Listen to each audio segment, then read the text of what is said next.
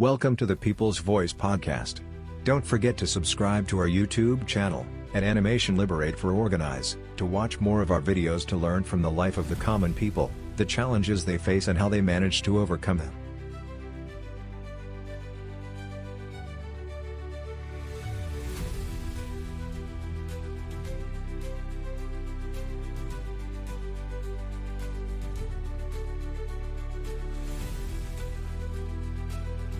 আলাইকুম আলোর ধারাবাহিক অনুষ্ঠান জনগণের কথায় আমি আপনাদেরকে স্বাগত জানাচ্ছি। রাকিব হোসেন।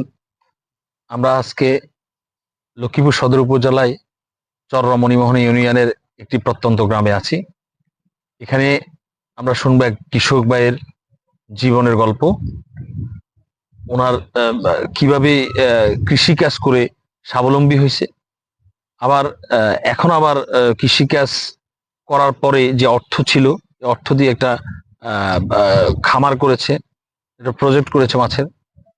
এখন উনি কেমন আছে, কেমন জীবন যাপন করতেছে, বর্তমান অবস্থা সম্পর্কে একটু জানবো। সালাম আলাইকুম।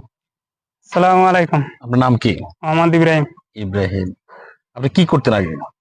আগে শাকসবজি করছি। শাকসবজির করছেন? শাকসবজি করছেন বলতে আপনি কি ওই বীজ এনে শাকসবজি করতেন? জি জি। এইটা কি আপনি আবার অন্যত্র বিক্রি করতেন? ওই সময় কি আপনি সফল হয়েছেন ওগুলো করে? কিছু টাকা উপার্জন হয়েছে? কিছু টাকা আলাই দিলে উৎপাদন হয়েছে। এর বাদে এই করতে করতে করতে করতে আল্লাহ বরকত দিছে। আচ্ছা আচ্ছা। এরপরে এই মাছের প্রজেক্ট করছি। আচ্ছা, ওটা কি ছেড়ে দিচ্ছেন? ওটা ছেড়ে দিছি। ওটা ছেড়ে দিয়ে মোটামুটি স্বাবলম্বী হওয়ার পরে আপনি এটা মাছের প্রজেক্ট নিছেন? আচ্ছা আচ্ছা। এটা কি কারো কাছ থেকে নিছেন? লিজে নিছেন। 7 বছর কাল। 7 বছর লিজে। এখন আপনি এটা নিয়ে আপনার মনে হয় যে এটা গলা কাটা হয়ে গেছে, কেন কেন এই সমস্যাটা কেন? এই যে গতবার বন্যা হয়েছে, মাইর খেয়েছে, মাছগুলো চলে গেছে, মাছ গেছে গিয়া। আচ্ছা আচ্ছা। এটা বইটা গেছে গিয়া। আচ্ছা। এবারও গেছে, এই বন্যা হয়েছে, আবার এরা সামনে ফিল হইব। আচ্ছা। এরকম ইয়া হইতে আছে। আচ্ছা আচ্ছা। ওতে দীর্ঘদিন দেখা গেছে যেটা ব্যয় দিতে দিতে গেছে আরো নিজে চলতি দেয়। এখন কি আপনি মাছের উৎপাদন বা মাছ বা শাকসবজি বা এখানে ফল ফলাদির অনেক গাছগাছালি দেখতেছি, এগুলা আপনার সমস্যা করতেছে কি, বা আপনার সমস্যা আর্থিক সমস্যার কারণে আপনি এখন এটা নিয়ে কষ্টে আছেন? যে আপনার কি লস হচ্ছে? এখন লস হয়েছে। কত আর পানি ঘুরে গেছে, লস হইলো। এবার তো এই সাইড দিয়ে মাছ গেছে গিয়া, পানি ঘুরে গিয়া। এই রোদে 350 কোটি গাছ রয়েছে।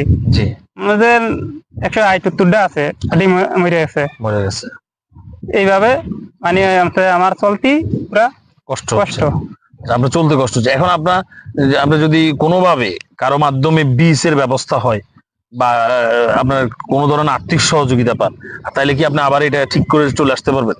যে আল্লাহ আপনি এই ব্যবসাটা গোছায় নিতে পারবেন? আপনার পরিবারের সদস্য কয়জন? আমার 3 মেয়ে, 2 মেয়ে, 1 ছেলে। পড়ালেখা করে? আপনার মানে তারা স্কুলে যায়? মাদ্রাসায় যায়। ওই মাদ্রাসা যে খাতা কলম বা ভালো শিক্ষক দিয়ে পড়ানোর ওরকম ব্যবস্থা আছে বা পড়াইতে পারেন, ওই অক্ষমতা আছে আপনার? মানে আপনি মোটামুটি আর্থিক ভাবে অনেক দুর্বল হয়ে গেছে। এই আপনার বর্তমান পরিস্থিতির কারণে, ব্যবসাতে লস খাওয়ার কারণে। কিন্তু আপনার প্রথমে কিন্তু সফল ব্যবসায়ী ছিল, যেমন আপনি কৃষি অনেক মানে আপনার শাকসবজি করে, হ্যাঁ, আমরা মোটামুটি আপনি নিজেই বলছেন অনেক টাকা মোটামুটি টাকা ইনকাম করছেন। ওই টাকা দিয়ে আপনি এটা নেওয়ার পরে এখন এখানে একটু আপনার ব্যবসায় ধস বা লস হচ্ছে, বন্যার কারণে হোক বা যে কারণে হোক। তাহলে সুপ্রিয় দর্শক, আমরা শুনলাম আমার এই ভাইয়ের কথা। ভাইটা সফল একজন খামারি ছিল, সফল একজন কৃষক ছিল।